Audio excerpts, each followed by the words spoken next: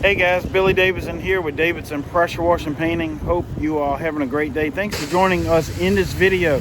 In this video today, we're going to talk about power washing a bank and some of the do's and don'ts and a few things you might need to look out for when doing this type of work. All right guys, a few things I want to show y'all when power washing a bank or pretty much any commercial building these days have cameras on them. You want to bag up those cameras. Those little grocery bags you get of plastic grocery bags are really good for that. Make sure you cover it. Even though this is exposed to the weather, where you're using a little SH around it, that sodium hypochlorite works different than water. It's got electrolytes in it. The salt solution will conduct electricity much more than water. And then, you know, for corrosion purposes as well, you want to bag those cameras up. A couple other things I want to show you right here as well, and then something in the front is going to be pretty interesting for you to look at, so just hang tight with the video. These letters right here, guys, we don't like to use a whole lot of sodium hypochlorite on that just because of fading. It's oxidized already. These are backlit letters, so we'll try to pre-wet those and maybe go with a 1% around it. If need be, I'll pull out the scrub brush on it.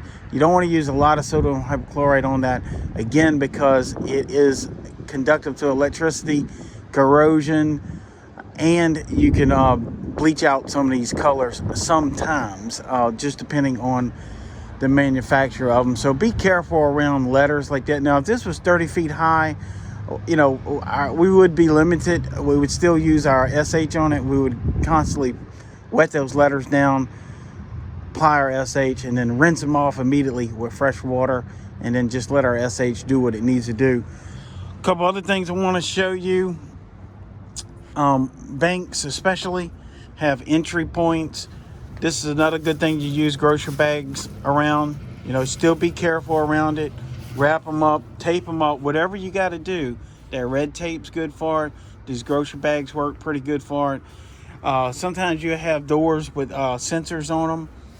For fingerprint sensors on banks. This one not so much, but this lock right here, we're gonna tape that and cover that as well, just so little SH gets in there. It kind of make it hard for them to open, so we'll cover that and hit it with a little WD-40 before we leave.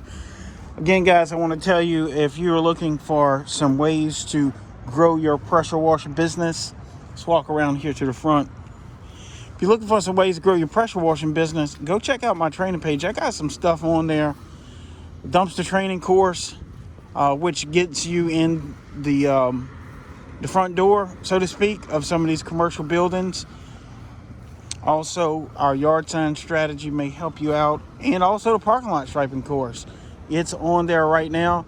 We're going to be striping this little parking lot. So that's definitely a big add-on to this power washing job. So go check that out, BillyDavidsonVIP.com. Also, I'll put a link in the description, pin a comment. Guys, it is incredibly cold out here today. So we're going to talk about these vacuum tubes on this bank. I generally don't like to use a whole lot of water in here. So we're going to use a very minimum amount of water and SH just to get the job done. It's going to be some scrub brushing, but please cover these vacuum tubes up. These vacuum tubes do leak. Even though they're supposed to be airtight, they're not. They've got silicone kind of holding the pieces and sections together where the elbow is, and that is a source of leaking. So bag all this up. Plastic, this little plastic ain't but a couple dollars per sheet, so it's worth its weight in gold. You don't want to have to replace one of these terminals. That's about $3,000 right there. That's way more than what this job was paying to power wash it, and you don't want to take a loss on that. This thing right here, I'm not sure what it is, but we're going to cover it up just for safety measure because it's anchored down. It may be some type of electronics in there, I don't know. Your night deposit boxes, another thing. These are generally pretty good. Obviously, we're not going to be spraying this directly with water. You know, I don't know if it could leak out, leak down in there on their deposit slips or what have you. So we're going to cover this up with some plastic best we can, and also be very careful with our water around it. This glass right here, this bulletproof glass, it's some pretty thick stuff, so you're not going to hurt that a whole lot. Obviously, you got some seals down at the bottom, so no real reason to cover this.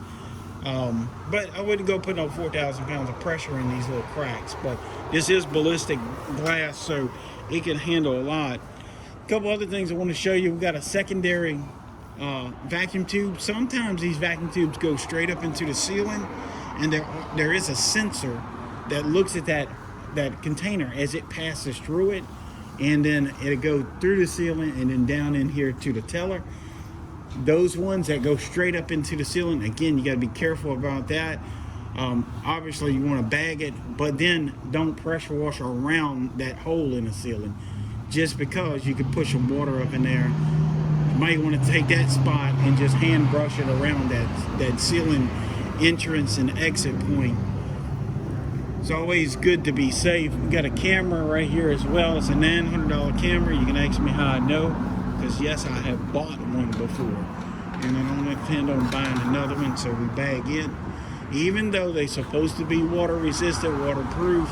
Again, your SH does things that water doesn't do, being a conductive substance, a solution, and also the corrosion aspect of sodium hypochlorite. And you don't want to use no more sodium hypochlorite than what you need.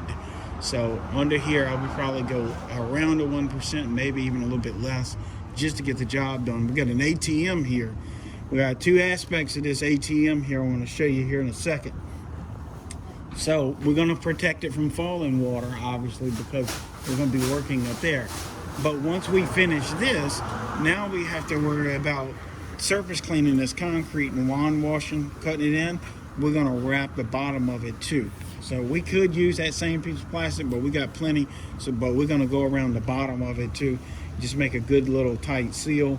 Now steel, sometimes you cover stuff up, you don't know what's going on under it because you can't see under it because of the plastic. So still be careful, take your time, check. And guys, when you're doing banks, usually this is about twice as much as any residential, just because you got all this covering to do, you got issues to worry about, and you're running a higher risk of damaging something that is expensive. So the price goes up, and that's just the way it rolls, you know. So if you can't get the proper money for a bank, then it's probably because you're not writing your contract properly. You need to write that contract and let them know all of this effort goes into it. You don't want to just say, hey, we're going to come out and wash it for X amount of dollars and leave it alone, because they're going to see the high price and maybe not know why it's so high. But if you, what I call, pad that contract, I have disclaimers at the bottom of mine. I go on and on. Sometimes my contract's 3 or 4 pages long just for power washing. And it's stuff that you can pretty much use once you make this contract. You pretty much use it, copy and paste it for all your other contracts. I know a lot of guys want to see my contracts, but I apologize. We're not going to do that, because someone gets our contract in their hands here locally, they can come in and clean our clock. So we put some things in there that are a little bit special for Davidson Pressure Washing Painting. But when writing your contract, in general, you want to make sure you put all this in there that you're covering and protection and stuff like that. And it will separate you from your competitor. We were the highest bidder on this job by several hundreds of dollars. And this is probably why I got the job versus my competition, because I put this in my contract. So guys, we're going to show you a little bit more of the surface clean a little bit later. So just wanted to show you this. Make sure you do your covering, get your plastic. Paracord's a must. If you don't know what that is, do an Amazon search on it. You can buy a roll of paracord for little or nothing, and it's invaluable for tying up stuff. Really good. Apex loves that paracord. He flosses his teeth with it, so. That's right. All right, guys, y'all hang tight. We'll be back in a little bit. Big Chris ain't even cold today. Man, it's only like 38 degrees, so we're doing good. Guys, right here we're doing this retainer wall. It is so cold out here. The water coming out of the tap, and we're not using hot water, but it looks like steam coming off. That's how cold it is. Sometimes these retainer walls have a lot of rust stains on them. That could be an upsell for the customer. Reason being they have rust stains on it is there's rebar in it, and sometimes that rebar was not put in properly and is exposed at some point, especially on that top bridge. Sometimes that rebar will be poking out a little bit, and of course that'll cause a bit of rust. That's the culprit of your rust stain. So look out for that. The fix for that is to prime that section with a direct to metal paint, DTM, and basically you just paint the top of that rebar that's exposed, and that will eliminate that rust stain from reoccurring once removed. In our situation, there's a couple of rust stains. We're not worried about it. I don't think they are as well. So we just get the mildew, dirt, and stuff off of it and call it a day.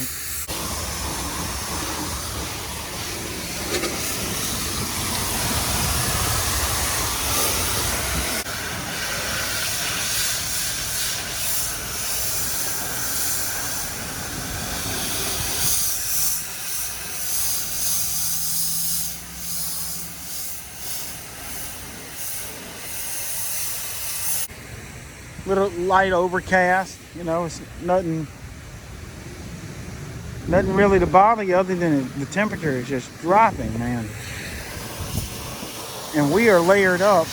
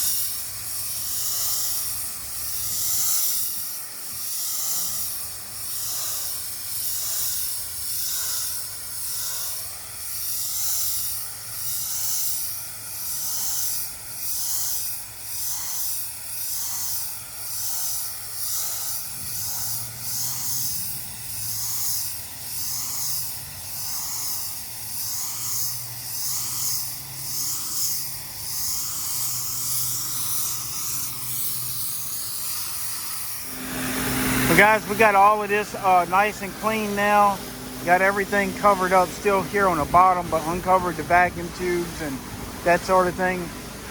Now we're gonna just get all this surface clean and rinse it down and call it a day, and be off for the next couple days because of the weather. It's gonna get really rough here. So again guys, if y'all need our help, BillyDavidsonVIP.com is our training page. Go check that out if you're looking to find some information to help grow your pressure washing business and some of the ways we find our jobs at very low marketing costs. I'm Billy Davidson here with Davidson Pressure Washing Paint, and I hope to see you in the next video.